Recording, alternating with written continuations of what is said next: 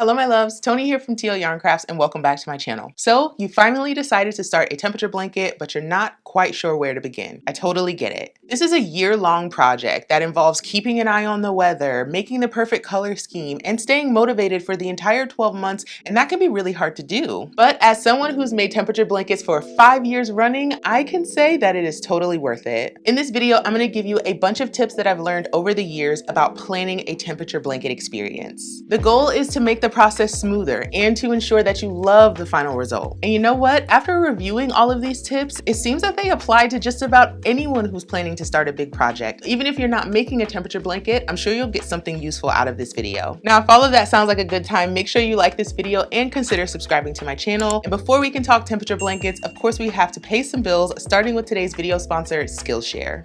If you're someone who likes to explore new things and unleash your creativity, you might want to check out Skillshare. It's a wonderful online community where people gather to learn new skills through video workshops. You'll find all sorts of topics from illustration and design to small business management and social media marketing. I've been on Skillshare for years and I've noticed a world of difference. One topic that you might be overlooking on Skillshare is self-development. I've learned more about journaling, yoga, and setting my daily intentions from Skillshare than anywhere else. And with each additional skill, I know I'm improving my quality of life.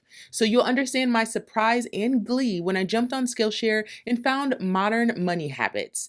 This class is presented by Justin Bridges, a fashion designer with a background in finance. His unique perspective on money, shared through a creative lens, drew me in, but I stayed for the actionable tips and the digestible delivery. He even includes an incredibly helpful workbook for taking notes and better understanding the concepts. Skillshare is a best-kept secret for growing your business, your talents, and your life. And now is the best time to invest in yourself with a Skillshare membership. The first 500 people to use my link will get access to one of Skillshare's best offers yet. 30 days free access and 40% off your first year of Skillshare membership. Find that link in the description below. And we're not going to get too far without giving some love to our Cup of Caffeine sponsor. It's a super dreary fall day, and it's surprising to hear, but I feel like I am alive. I come alive once the leaves start to fall, once the temperature cools off, when I can wear all my sweatshirts, honey, I am a happy girl. Today's reheated cup of coffee comes to you from our sponsor, Taste of Oxidation. And when donating, they said, I was only looking for something soothing to watch one day when I stumbled across one of your Tunisian crochet tutorials. As someone who's been trying to learn to crochet for years to no avail, it inspired me to try one more time. You should see me now. Thanks to you, Tony. And thank you so much. I'm glad you gave yourself another shot at crochet. It is so much fun once you get the hang of it. For anybody else out there who's been trying their hand at crochet and not quite getting it, check out my Learn to Crochet video. I'll have it linked. I think it's on this side. And if you like my videos and want to support my channel, buy me a coffee. Who knows? I might shout you out in the next one. Now let's talk temperature blankets. The most logical place to start with this video, of course, is a definition of temperature blankets, just in case you don't know what they are. A temperature blanket is a chronicle of your year in yarn. You'll make a series of temperature ranges and assign a color to each. Then once the year starts, you add a row or a motif to your blanket to represent the temperature for that day. There is so much to love about a project like this, right? You get to pick your favorite colors, you get to experiment with different yarns, you get to tailor a project and a pattern to your specific wants and needs. And then once you start working on your blanket, you get to see it grow day after day, and all that diligence is represented in those stitches. What I like most about a temperature blanket is that it is this unending creative process. You get to pick as many colors as you want, go as wild with the pattern as you want. You can make a blanket or switch it up to some other kind of project that can accommodate 365 rows. You can use high temps, low temps, or anything in between. You can make your temperature blanket for the current year or some historical year that has significance to you. Truly, the sky is the limit. When it comes to developing a temperature blanket project, I like to live by the mantra, my blanket, my rules. I'm the one doing all the hard work, so I reserve the right to adjust things however I want and to change things down the line if they no longer suit me. You're building this project from scratch, so you get to decide how it goes. Many makers get discouraged from starting a temperature project because they think it has to be a blanket, which for some can be cumbersome or boring. But really, anything can be a temperature project, and we'll go into depth with that a little bit later. But for now, just understand that the only rules to this project are the ones that you set for yourself. Let's start things off with my most important tip, and that is to start planning your project early. As I mentioned, there's a lot of moving parts going on here. Typically, we're starting our temperature blankets in January, following the busiest season of the year for most of us makers and small business owners. I recommend starting your planning very early so your project doesn't get lost in the haze of the holidays. I typically start planning for my temperature blanket right now, about mid-October of the previous year. At that point, I'm gonna pull together the concepts for my design and also collect my inspiration for my color palette. I like to start my search on Pinterest, but you can do your search on Ravelry or good old Google. Start with general searches like temperature blanket project or temperature blanket colors. This is your time to mindlessly scroll, to mine the ideas left by those who've made temperature blankets before you. Be sure to jot down your ideas in a way that makes sense to you. This could mean starting a Pinterest board, doing a simple checklist, or putting down sketches and notes on notebook paper. Another thing to note, if you're ordering supplies online, yarn, hooks, just make sure you give yourself at least a solid month for everything to arrive. My next tip is to choose your why.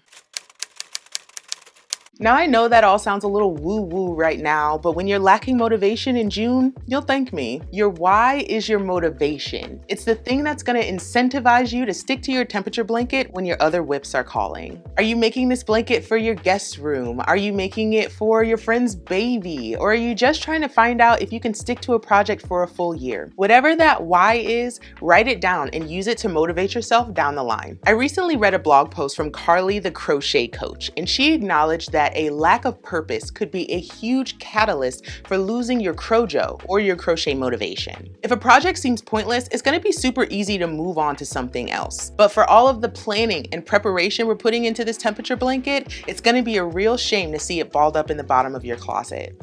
To really set yourself up for success, take this next tip to heart. Plan your projects wisely.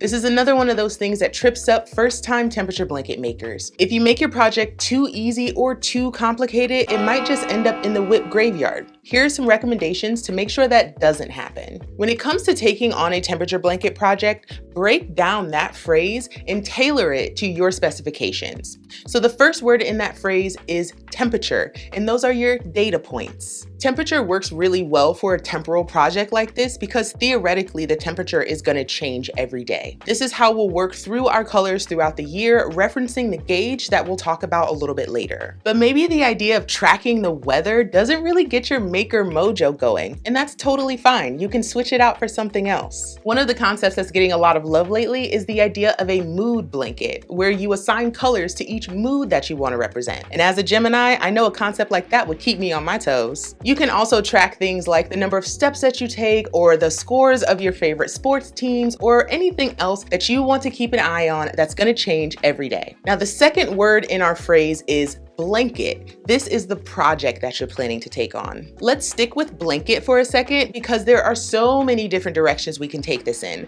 We can make this project bigger or smaller. We can make it more complicated by adding different stitches or techniques, or we could keep it really simple, going with those basic stitches that we all know and love. Here's where we can decide if we want to do our blanket in rows or motifs. And if you're doing motifs, do those motifs cover one day, 1 week, or 1 month? You can head back to Pinterest at this point and look at established temperature blanket projects. I have several specific to crocheters, or you can pull some concepts together and design your own project. While I love a good blanket, I know they're not for everyone, and thankfully you can swap out this temperature project to be anything you want it to be. Amigurumi is a great choice. I've seen temperature projects turned into cats, snakes, and giraffes. If you're working off an established pattern that wasn't created for a temperature project, just make sure you read through that pattern thoroughly to ensure that you can squeeze 365 rows into it. There are also projects for temperature scarves, shawls, dresses, anything that you can think of. Now that we're planning our project early, it gives us plenty of time to research different ideas so we can land on something we absolutely love. There are a couple other things to consider at this point, first of which being the time frame. Is the blanket that you're gonna work on for the current year, or are you gonna make it for a historical year? And by historical year, I mean any year in the past that's significant to you. There are lots of benefits to doing a historical temperature blanket. You can frame it around some milestone in in life, so maybe a baby being born or moving into your new house. And by choosing a historical date, all of that temperature data is already available, so you can work at your own pace with no pressure. Another thing to consider at this point is going to be the timeline. Are you starting January 1st to December 31st, or are you starting on some other date and ending on another date?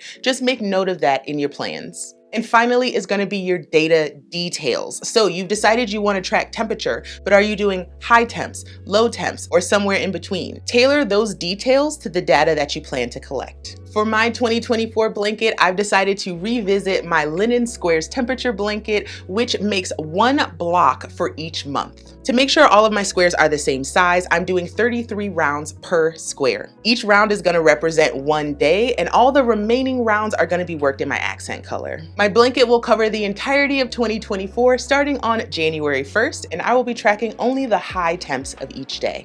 Once you've decided what you want to make, now it's time for my next tip or action, which is to make your temperature gauge.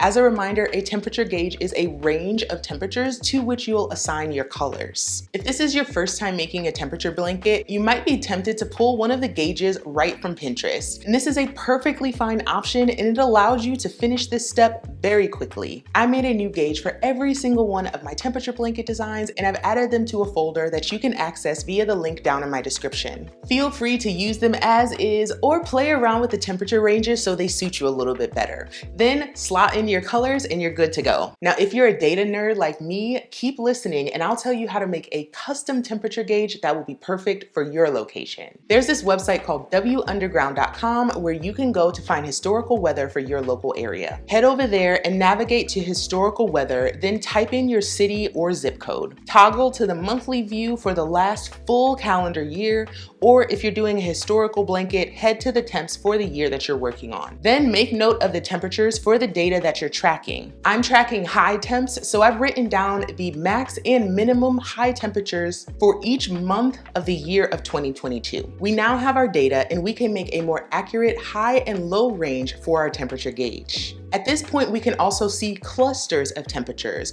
or smaller temperature ranges that occur frequently throughout the year. For example, in my area of the Midwest, we stay in the high 70s, low 80s for most of the summer, so I'm making those temperature ranges a little bit smaller, somewhere around 4 to 5 degrees. On the other hand, we spend only a little bit of the year in the 20s and 30s, so I'm making those ranges larger, right around 7 degrees. I know a lot of makers get tripped up at this point. Maybe you live somewhere where the temperature doesn't change a whole lot. I'm thinking Florida or Texas or Southern California, where it's just always hot. The easy fix there is to make your ranges even smaller, just 1 to 2 degrees. Take your time, chart out your gauge, and understand that done is better than perfect at this point. You can always change your blanket later. Remember, your blanket, your rules. Here comes my favorite part of the process and my most important tip so far: choose the right yarn and colors.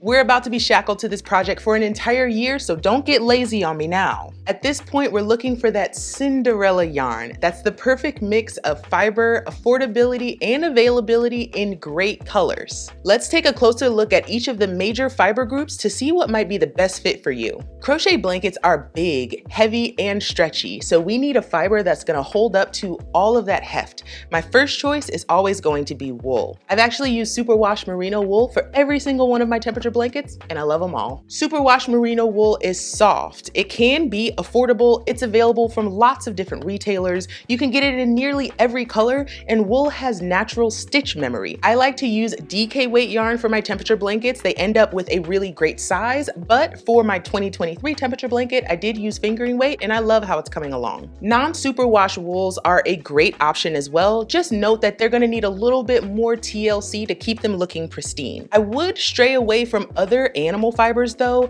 Alpaca, yak, camel, those can really add up in price, and it gets difficult to match dye lots over time. Acrylic yarn is a great option for your temperature blanket. It's bouncy with a slight stretch, it's machine washable, and the most economical option I'm gonna mention in this video. This is also a great option if you have sensitivities to natural fibers like wool, because acrylic typically is not irritating to the skin. You can find a vast selection of acrylic at your local big box stores as well as different locations online. Lastly, we have plant-based fibers like cotton, linen, and bamboo.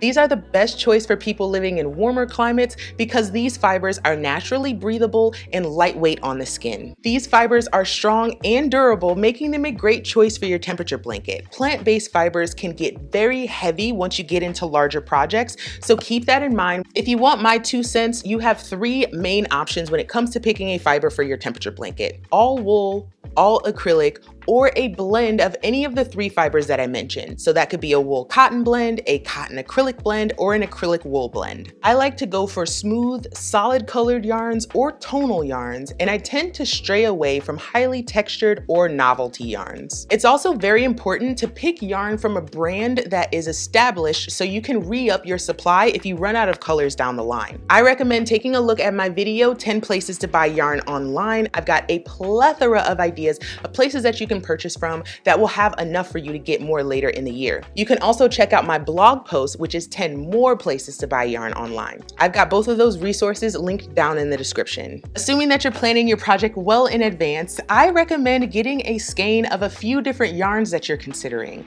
Swatch them up, wash them, put different colors together to decide which of those yarns is going to be the best for your project. Once you've decided on the yarn, now it's time to move on to colors. Most temperature projects are using between 6 and 15 colors, so we have a lot of wiggle room to create our dream palette. And in this moment, right now, I am giving you permission to stray away from the classic rainbow. Instead, you could go with pastels, jewel tones, monochrome. You could go with earth tones, all warm colors or all cool colors. Remember, your blanket, your rules. I'm not gonna stop saying it. If you need some help getting started, go back to that inspiration that we pulled in tip number 1. What colors did you find yourself most drawn to? And are there certain colors that are a must-have for your temperature blanket? Start with those and then add in complementary colors as well as neutrals to round out the palette. If you're shopping in the store, grab one of each color that you intend to use and maybe a couple extras to make several different palettes. If you're purchasing yarn online, one of the things I like to do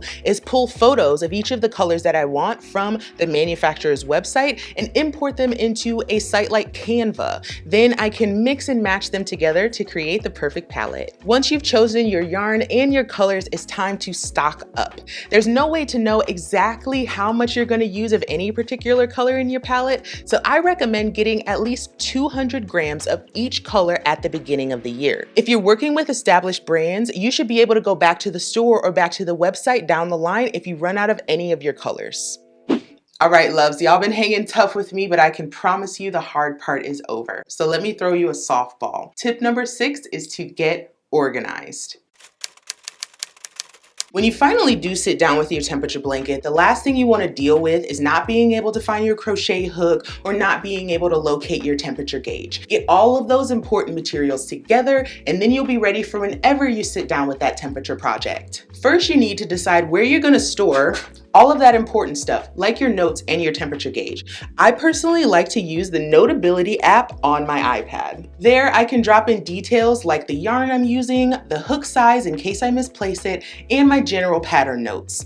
I also put in the approximate size of my blanket, the timeline that I'm working it for, and a few photos of the yarn in the correct order. The temperature gauge comes next, then notes on the active month's temperatures will come after that. You can also put this information into a yarn journal or into the notes app on your phone. Wherever you put it, make sure it's somewhere that will be accessible whenever you sit down to work on your blanket. Once you've organized all of your thoughts, think about where you're going to store your yarn and your supplies. Pick a vessel big enough to hold your project and one skein of each color. Then grab your second or third favorite crochet hook, a pair of scissors, a few stitch markers, and a tape measure, and put them in that bag as well. Now you have notions at your disposal anytime you decide to sit down and work on your temperature blanket. There's a step that a lot of makers miss, and it can make or break your motivation as you're stitching throughout the year. Tip number 7 is to plan your schedule.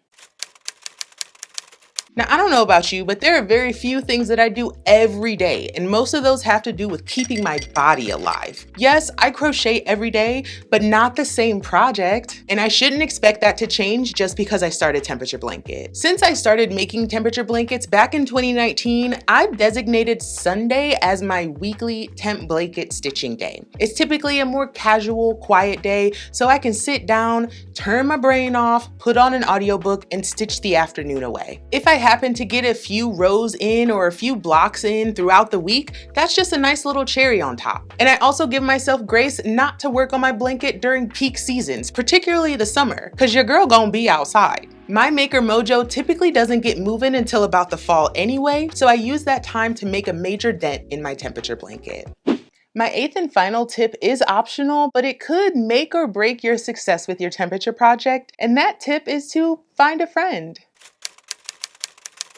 Just like tip 2, which was to find your why, this tip is all about staying motivated to finish out this project that you're so excited about. No one will understand you quite like your crafty friends. When you spill coffee on your project, they will appropriately gasp in horror. And when you show them the progress you've made on your temperature blanket, they will clap with glee. At least that's what my friends do. If you have a crafty bestie, pull them into this project with you. Have them tag along when you pick out your colors or get their input on building your temperature gauge. Then plan to get together for some stitchy time and bring your temperature blanket. You might even consider making this a buddy project and each of you work on a temperature blanket and keep each other motivated. Find those fellow motivated makers in your friend group, at your local yarn store, or even at the library. Search your local area for crafty meetups and go make some friends. You'll be glad you did. If you can't make friends in real life, don't worry about it. There are hundreds of online communities just waiting to see what you've been stitching. I invite you to join my private Facebook group, TLYC Makers,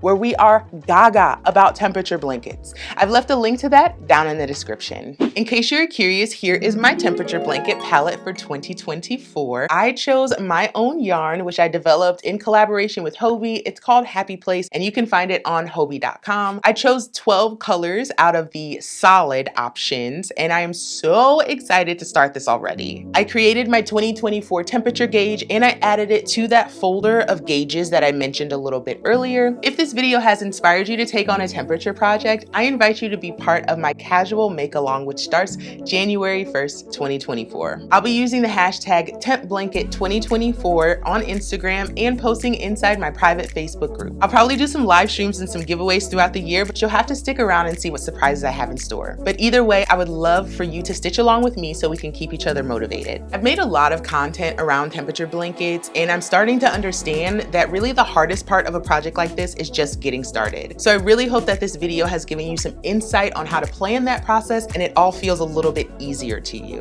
Now, if you enjoyed this video or you learned even one thing, give this video a like and, I don't know, subscribe to my channel. I would love to hear your thoughts though. Have you made a temperature project before, and what advice would you give to someone who's planning to take one on? I covered a lot of things in this video and I'm sure you still have questions, so please drop those in the comments and I'll make sure to reply. All right, my loves, that about does it for this video. Thanks again to our video sponsor Skillshare, and Godspeed to all of my temperature blanket warriors. I will see you next year. Well, I mean, I'll probably see you like next week, but we'll start our temperature blankets next year and whatever, you know what I'm talking about. Thanks so much for watching and I'll see y'all next time. Bye.